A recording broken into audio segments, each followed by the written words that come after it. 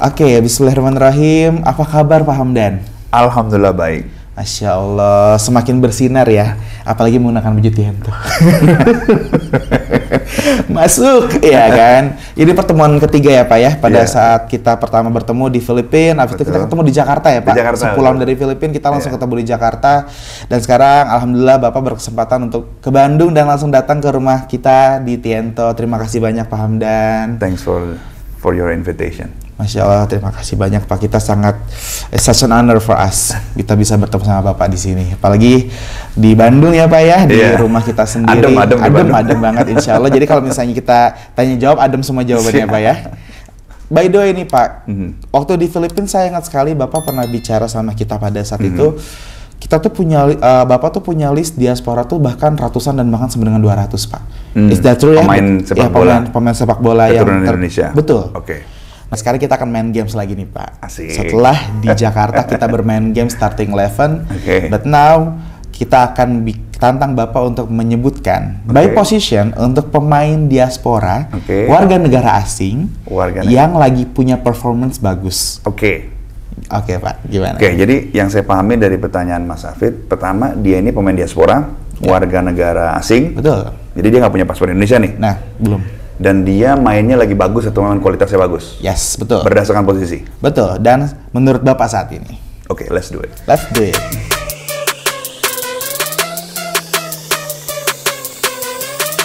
Kita akan mulai dari posisi goalkeeper. Siapa nih Pak? Goalkeeper, kita lihat dari semua yang mungkin yang paling menonjol ya Emil Audero. Emil Audero. Oke, menurut Bapak sendiri kenapa Pak? Ya karena mungkin jam terbangnya dia kan, dia pernah di Juventus, terus juga dia bermain cukup rutin di Sampdoria. Jadi saya pikir ya kualitasnya sangat tinggi lah. Dan menurut Bapak dia mumpuni untuk bisa mengisi di posisi ini ya? Iya, kalau kita lihat kalau formnya dan the whole package-nya kayaknya Emil Audero lebih unggul dibandingkan yang lain. Sebelum kita lanjutin Pak, menurut Bapak sendiri sebenarnya whole package yang bisa masuk ke kriteria Bapak tuh seperti apa? Ya mungkin pertama kita lihat seberapa sering dia main, terus di mana dia main, ya kan? Tentu kalau di Liga Italia kan salah satu liga yang paling kompetitif kan. Betul. Terus juga dia bermain di klub Sampdoria, which is klub yang lumayan bagus lah gitu. Lanjut nih Pak kita ke untuk pemain diaspora yang memang sudah dilirik jauh-jauh hari berarti ya ke center back nih Pak. Kita pilih 2 center back boleh ya Pak? Center back mungkin yang saya juga pernah lihat langsung dan bagus sekali mainnya Mads Hilgers. Mads Hilgers itu mungkin berikutnya Pascal Struijk.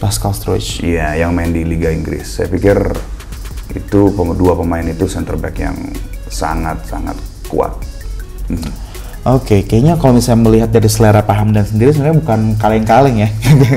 Benar-benar mantep nih. Bapak berarti nonton juga nih kayaknya ya? Iya, nonton sebisa mungkin kita tonton dan kita amati kan. Betul.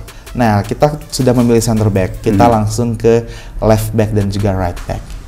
Right back mungkin Kevin Dix ya. Kevin Dix ya. Ini kan kita ngomong pemain diaspora ya. Jadi belum WNI kan? Belum WNI ya. Belum WNI ya. Belum punya paspor Indonesia gitu kan. Iya. Itu jadi Kevin Dix, saya pikir sebelah kanan, sebelah kiri mungkin Jadon Oosterwolde. Wow, ini semoga kita benar-benar kalau misalnya dari segi kualitas sih kita benar-benar pengen kayak mereka ya Pak ya, secara kualitas pemain gitu. Saya pikir pemain kita juga sama-sama bagusnya, tapi kan ini kita ngomong pemain diaspora nih, ya kan, yang mungkin kriterianya belum pernah bermain untuk timnas manapun kali ya, atau timnas senior manapun dan dia WNA gitu. Iya, WNA. Tadi sudah nih berarti backnya sudah, bagian belakangnya sudah nih. Kita menuju ke midfielder berarti Pak. Kalau kita menuju ke gelandang serang dulu deh gimana? Gelandang serang, Tijani Reinders ya. Kalau misalnya gelandang bertahannya siapa Pak menurut Bapak? Tom Hai ya.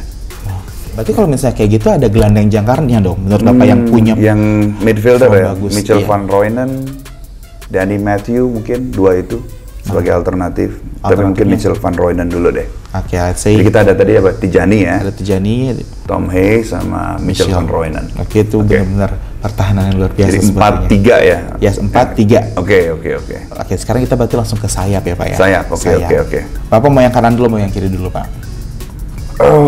Kiri dulu deh, kiri dulu deh. Kiri itu my pick would be Ragnar Ornmangun. Wow. Ragnar Ornmangun ya. Tadi sayap kirinya udah Pak, sekarang kita ke sayap kanan.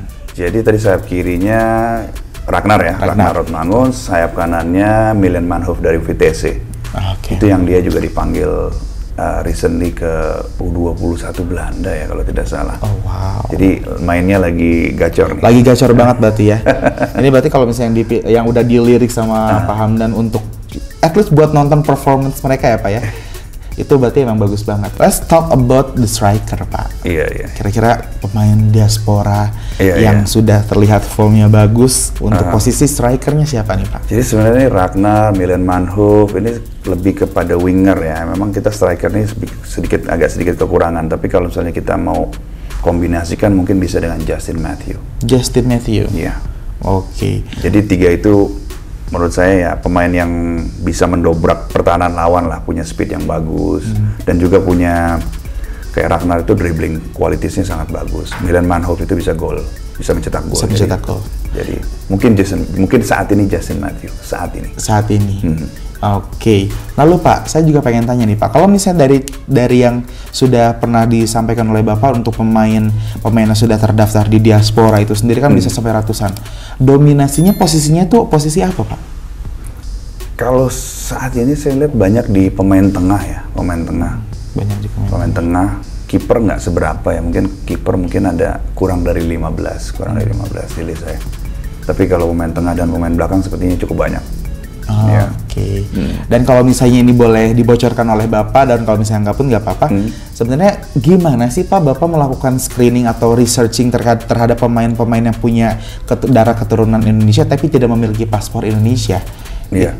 Jadi misalnya kita bisa pakai open search dulu, ya kan? Kita juga bisa pakai Y-Scout, kita bisa pakai interview. Saya suka sekali dengan interview. Jadi kita ngobrol dulu sama satu pemain dan pemain ini akan menyebutkan sebetulnya, by the way yang ada juga loh pemain keturunan lainnya di klub saya. Nah dari satu pemain itu bisa kita mendapatkan 2 atau 3. Efek snowball-nya ada ya? Betul, seperti saat ini Vitesse ini lagi banyak pemain keturunan Indonesia di Vitesse. Oke.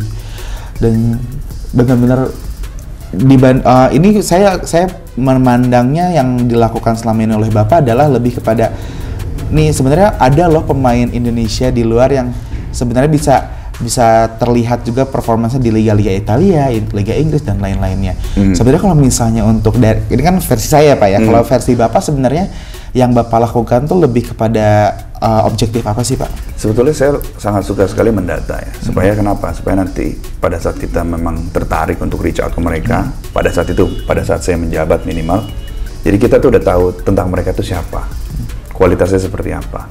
Jadi kan lebih enak ngobrolnya kalau kita udah tahu orang ini siapa kan, lebih nyambung juga gitu. Dan mereka juga akan menghargai kalau ketika kita berbicara kepada mereka tuh kita tuh tahu dia itu misalnya winger yang bagus gitu kan. Misalnya kemarin, saya lihat game kamu, kayaknya kamu keren banget mainnya gitu kan ya. Selamat ya atas asisnya. Yang small detail kayak gitu tuh akan diapresiasi tentunya. Karena mereka merasa bukan hanya sekedar kayak ini mah kayak cuma ada butuhnya doang nih, tapi lebih kepada ini ada pendekatan di awalnya dan itu yang Bapak lakukan di awal ya, memang selalu ada pendekatan. Saya selalu seperti itu kepada pemain, bahkan kepada pemain yang sudah berhasil dinaturalisasi juga saya terus pantau juga gitu kan, sebagai kawan saja. Betul. Jadi intinya bersahabat dan dari persahabatan itu kan membuka banyak peluang lain lah. Ya, dan saat ini walaupun Bapak sudah tidak pegang bagian itu, Bapak tetap menjalin komunikasi yang baik dengan mereka. Iya. Okay. Kawan kita semua kan. Itu terlihat berarti bukan hanya sekedar urusan bisnis aja. Betul. Kan kayak naturalisasi itu adalah proses pewarganegaraannya. Ketika sudah selesai ya kita sama-sama menjadi warga negara Indonesia ya saling bersahabat lah. Betul dong, seperti itu. Nah itu dia untuk pilihan pemain diaspora yang formnya lagi bagus versi Pak Hamdan guys. Betul.